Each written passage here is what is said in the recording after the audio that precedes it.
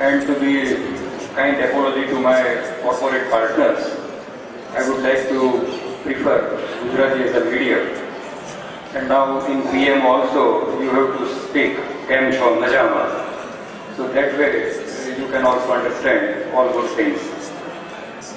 ઇલેક્ટ્સ ટ્રાન્સમીડિયા દ્વારા આયોજિત ગુજરાત કોઓપરેટિવ સમિટના આ દિશાસૂચક સેમિનારમાં ગુજરાત અર્બન કોઓપરેટિવ બેંક કે જે આજના કાર્યક્રમના સહયજમાન છે એ સંસ્થાના અમારા વાઇસ ચેરમેન શ્રી ગૌરવભાઈ કોટેચા, ગુજરાત રાજ્ય સહકારી સંઘના chairman Shri Ghanshyambhai Amin, Vadodara urban development ઓથોરિટીના ચેરમેન અને અમારા ફેડરેશનના સન્માનીય ડાયરેક્ટર શ્રી NV પટેલ સાહેબ, NICMના ડાયરેક્ટર ડૉક્ટર જુનારે, ઇલેક્ટ્રોનિક્સ ટ્રાન્સમીડિયાના સૌ સાથી મિત્રો, જુદા જુદા કોર્પોરેટ પદાધિકારીઓ, ભાઈઓ અને બહેનો.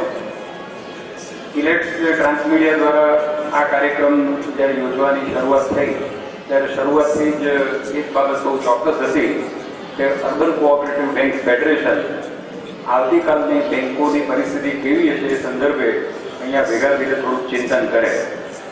આપણે જાણીએ છીએ કે આજે સહકારી માળખું અને સહકારી પ્રવૃત્તિ એક વિશેષ અગ્નિ પરીક્ષાના સમયમાંથી પસાર થઈ રહી છે, ત્યારે સમિટનો વિષય સહકારી બેન્કિંગ પ્રવૃત્તિ કેવી હોવી જોઈએ અને કેવા પડકારોની વચ્ચે આજની સહકારી પ્રવૃત્તિ આગળ વધારી શકાય છે એનું ચિંતન કરવાનું છે.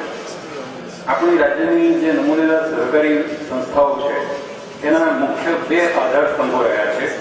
એક છે સક્રિય નિષ્પક્ષ સહકારી નેતૃત્વ અને બીજું છે વહીવટમાં પારદર્શિતા.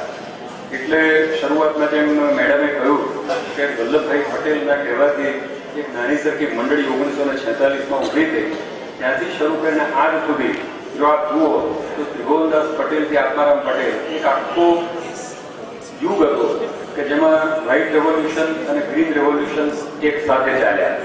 આજે રાજ્યની અંદર 70,000થી વધુ મંડળીઓ છે, 1 કરોડ અને 70 લાખ કરોડ જેટલા આપણા ટર્નઓવર છે, 1 કરોડ 35 લાખ જેટલા આપણા સભાસદો છે. આ બધાની અંદર જો કોઈ એક બાબત કોમન જણાઈ હોય તો તે છે સહકારિતાનો એક સ્પિરિટ. અને આ સ્પિરિટના કારણે અત્યારે આપણે અહીંયા એકત્ર થયા છીએ.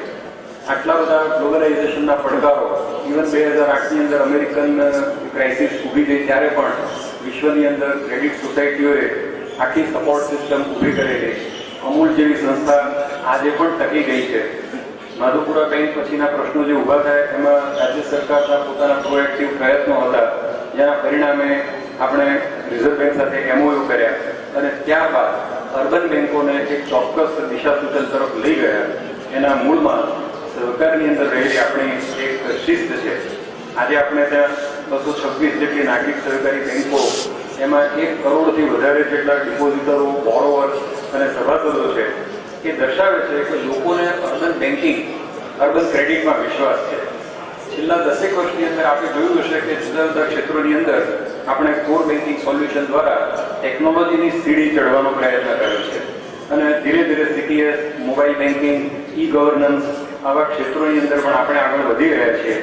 પરંતુ હવે આવી રહેલા પડકારોમાં 3 પડકારો બહુ મહત્વના છે, which are known as institutional challenges.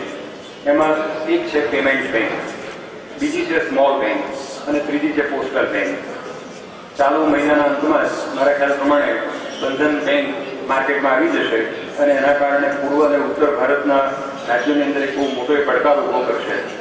Postal બેંકનો પોતાનો વ્યાપ પણ ઘણો મોટો છે, એટલે મોટા તાલુકાઓ અને મોટા ટાઉનની અંદર આ પોસ્ટલ બેંકો જ્યારે બેંકમાં પરિવર્તિત થશે ત્યારે તમારી સાથે કેવી સ્પર્ધા કરશે એ આપણે વિચારવાનું રહેશે. પેમેન્ટ બેંકો માત્ર બિલ પેમેન્ટ પૂરતી જ મર્યાદિત છે, પણ એમાં 1 લાખ રૂપિયા સુધીની એ લોકો ડિપોઝિટ સ્વીકારવાના. એટલે જે કામ અત્યારે તમે તમારા થકી કરી રહ્યા છો એ કદાચ એ બધી સંસ્થાઓ લઈ લે. સ્મોલ બેંકો ભવિષ્યની અંદર 25 લાખ રૂપિયા સુધીનું ધિરાણ કરશે અને અનબેંક એરિયાની અંદર પણ એ લોકો કામ કરશે. એટલે એ પણ એક બહુ મોટી આપના માટે ચેલેન્જ છે. હવે તમે જુઓ કે પેમેન્ટ બેંકના આપણા એપ્લિકન્ટ્સ કોણ છે. The long list contains Postal Department itself, Tech Mahindra, NSDL and NAC Investment Corporation, Reliance Industries, Bharti Airtel, Kumar Mangalam, Aditya Birla Novo. So these are the applicants for payment bank. આ સિવાય પણ કિશોર બિયાની, even Sun Pharma wala Dilip Shantilal Sangvi, Muthoot Finance and Vijay Shekhar Sharma, these are in the queue for payment bank. On the other side, you find small finance bank applicants. So, Diwan Housing Finance Limited, IIFL Holdings, Capital Local Area Bank Jalandhar, SKS Microfinance, UE Action Financial Services, આ બધા જ તમારા જે પ્રતિસ્પર્ધીઓ છે urban બેંકોના સંદર્ભમાં એ અનબેંક એરિયામાં કામ કરશે અને મિની બેંકની ગરજ સારશે. એટલે ટેકનોલોજીની સાથે સાથે બીજા સ્પર્ધાત્મક બજારોની અંદર આ પ્રકારના તમારા હરીફો જે છે એ ખૂબ મોટી રીતે તમને ચેલેન્જ કરી રહ્યા છે. આજે પણ આપ જુઓ કે ક્રેડિટ અને ડેબિટ કાર્ડ દ્વારા આપણે ફ્લિપકાર્ટ, મહેન્દ્રા આ બધા ઈ કોમર્સની અંદર પેમેન્ટ કરતા થયા છીએ અને ગ્રાહકો જાળવી રાખવા કેવા કેવા નુસ્ખા અજમાવવામાં આવે છે. ગઈકાલે આપણે મહેન્દ્રાની જાહેરાત જોઈ હોય તો જણાવ્યું હશે કે નીચે હતું કે HDFC 10% કેશબેક. હવે આવી કલ્પના આપણી અર્બન કોઓપરેટિવ બેંકો કરી શકે એમ છે. This is a challenge for us. તો 2 જ વર્ષના ટૂંકા ગાળામાં રિટેલ પેમેન્ટની અંદર પણ જો તમે આંકડા જુઓ તો payment by credit card that is around 1,92,263 crores. Debit card 23,49,265 crores. ATM use 22,27,916 crores. POS use that is also 1,21,39 crores. And mobile banking 1,03,530 crores. So there is a bigger challenge. And all these are eagerly waiting to just take over. તો આ પરિસ્થિતિની અંદર આપણી urban cooperative બેંકો કે જેની સંખ્યા ગુજરાતમાં 226 છે અને એમાં લગભગ 98 જેટલી યુનિટ કોઓપરેટિવ બેંકો છે. એ યુનિટ કોઓપરેટિવ બેંકોમાં 10 બેંકો એવી છે જેનો નફો પણ 10 લાખથી ઓછો છે.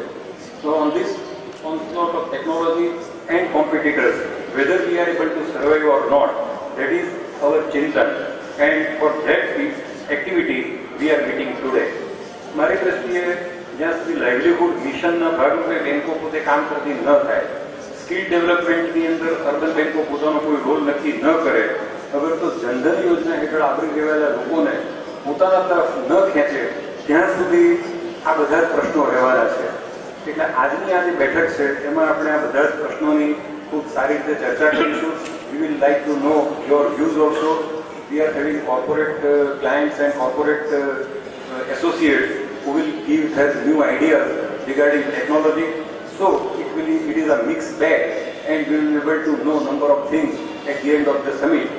ફરી એક વખત હું રિલેટ્સ ઇન્ડિયા કે જેણે આ કાર્યક્રમનું આયોજન કર્યું છે અને આયોજન હેઠળ આજે આપણે 200થી વધુ સંખ્યામાં અર્બન કોઓપરેટિવ બેંકના પ્રતિનિધિઓ હાજર રહ્યા છે એ સર્વેનો ખૂબ ખૂબ આભાર માની મારું વક્તવ્ય પૂર્ણ કરું છું.